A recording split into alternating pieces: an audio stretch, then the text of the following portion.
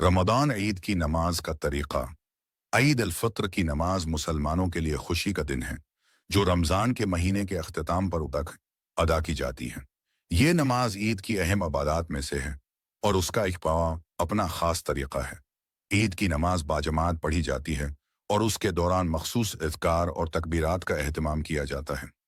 ईद की नमाज की खुसूसियत यह है कि उसमें इजाफी तकबीरें होती हैं और उसके पढ़ने का तरीका आम नमाजों से मुख्तलिफ होता है।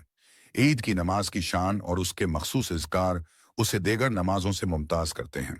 ईद अल फित्र की नमाज को पढ़ने के लिए बाज़ हैं और उसके पढ़ने का तरीका आम नमाजों से मुख्तलिफ होता है और उसके मुख्तलिफ पहलू हैं जिन्हें समझना ज़रूरी है ताकि हम इस नमाज को सही तरीके से अदा कर सकें। ईद अल फित्र की नमाज के असूल व तरीका। ईद की नमाज का तरीका आम नमाजों से मुख्तलिफ होता है। इसकी खुसूसियत यह है कि उसमें 6 ज़ायद तकबीरात अदा की जाती हैं। उसके अलावा उस नमाज में खतबा भी शामिल होता है जो ईद की नमाज के बाद दिया जाता है। ईद की नमाज की अहम खुसूसियत यह है कि उसमें 6 ज़ायद तकबीरात अदा की जाती हैं। इसके अलावा उस नमाज में खतबा भी शामिल होता है जो ईद की नमाज के बाद दिया जाता है। आम नमाजों में तकबीर तहरीमा के बाद सिर्फ रकवा और सजदे होते हैं, लेकिन ईद की नमाज में इब्तिदाई 6 तकबीरें दी जाती हैं और यह तकबीरात इस नमाज की एक खासियत हैं। एक नमाज ईद का आगाज़। ईद की नमाज का आगाज़ इमाम की इक्तिदा में बाजमात अजान के बगैर होता है। ईद की नमाज से पहले कोई अजान नहीं दी जाती। नमाज के आगाज़ में इमाम पहले तमाम अफराद को नमाज के लिए तैयार होने का इशारा देते हैं। फिर इमाम जमात को लेकर नियत करते हैं और नमाज शुरू करते हैं। तकबीरात। ईद की नमाज में 6 ज़ायद तकबीरात दी जाती हैं। नमाज का आगाज़ इमाम की इक्तिदा में अल्लाह अकबर कहकर किया जाता है। उसके बाद इमाम 5 मजीद तकबीरात देते हैं और हर तकबीर के साथ हाथों को उठाते हैं। ये तकबीरात ईद की नमाज का हिस्सा हैं और उनके बाद इमाम सूरत फातिहा और फिर सूरत की तिलावत करते हैं। तकबीरात में मामूली फ़र्क होता है और उनमें हर तकबीर पर हाथों का उठाना ज़रूरी है। पहली तकबीर। नमाज शुरू करने से पहले इमाम पहली तकबीर देते हैं और नमाज की नियत करते हैं। दूसरी तकबीर। इमाम दूसरी तकबीर देते हैं और फिर हाथ उठाकर सूरत फातिहा पढ़ने के बाद एक सूरत पढ़ते हैं। तीसरी तकबीर। इमाम तीसरी तकबीर देते हैं और फिर ये तकबीर भी सूरत फातिहा के बाद पढ़ी जाती है। चौथी तकबीर। इमाम चौथी तकबीर देते हैं और फिर सूरत की तिलावत करते हैं। पांचवें तकबीर। इमाम पांचवें तकबीर के बाद हाथ उठाते हैं और फिर नमाज के अख्तिताम के करीब एक और तकबीर देते हैं।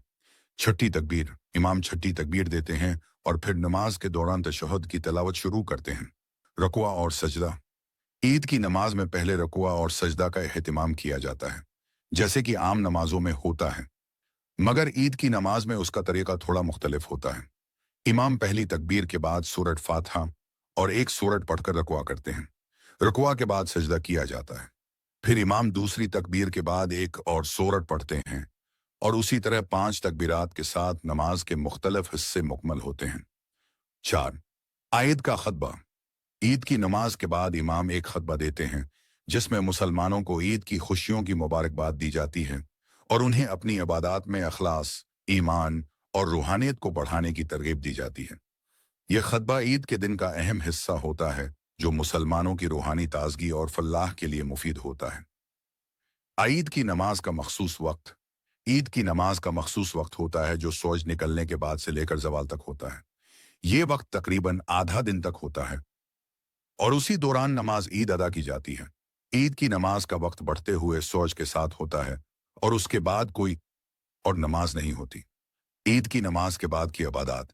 ईद की नमाज के बाद मुसलमानों के लिए दीगर इबादत का एहतमाम भी किया जाता है जिनमें सदका फित्र का देना, अहल खाना के साथ ईद की मुलाकात और इज्तिमाई दुआएं शामिल हैं। सदका फित्र रमज़ान के महीने में रोज़ा रखने वाले हर मुसलमान पर फ़र्ज होता है। ये सदका मुस्तहक अफराद में तकसीम किया जाता है ताकि वो ईद की खुशियों में शरीक हो सकें। ईद की नमाज में जमात का किरदार। ईद की नमाज जमात के साथ पढ़ना ज़्यादा अफजल और बेहतर है। ईद की नमाज को जमात के साथ अदा करने से रूहानी सुकून और इत्तेहाद में इजाफा होता है। जमात के साथ नमाज पढ़ने से मुसलमानों के दरमियान मोहब्बत और भाईचारे का भी फ़रोग़ होता है। ईद की नमाज का ये इज्तिमा एक ऐसा मौका होता है जहां मुसलमान एक दूसरे से मुलाकात करते हैं और अपने ताल्लुकात को मजबूत करते हैं। ईद की नमाज के मसाइल। عید کی نماز کے حوالے سے بعض مسائل بھی سامنے آ سکتے ہیں، جیسے کہ خواتین کا نماز کے لیے مسجد میں آنا یا نہیں، یا بیماری کی حالت میں نماز کا کیا طریقہ اختیار کیا جائے۔ ان مسائل پر اسلامی فقہا نے تفصیل سے گفتگو کی ہے اور عید کی نماز کے حوالے سے مختلف صورتحال میں رہنمائی فراہم کی ہے۔ نتیجہ: عید کی نماز اسلام کے اہم عبادات میں سے ہے اور اس کا خاص طریقہ ہوتا ہے۔ اس میں اضافی تکبیرات اور مخصوص اذکار ہوتے ہیں جو اس نماز کو دیگر نمازوں سے ممتاز کرتے ہیں۔ عید کی نماز کے بعد خطبہ بھی دیا جاتا ہے جو مسلمانوں کے روحانی فائدے کے لیے اہم ہے۔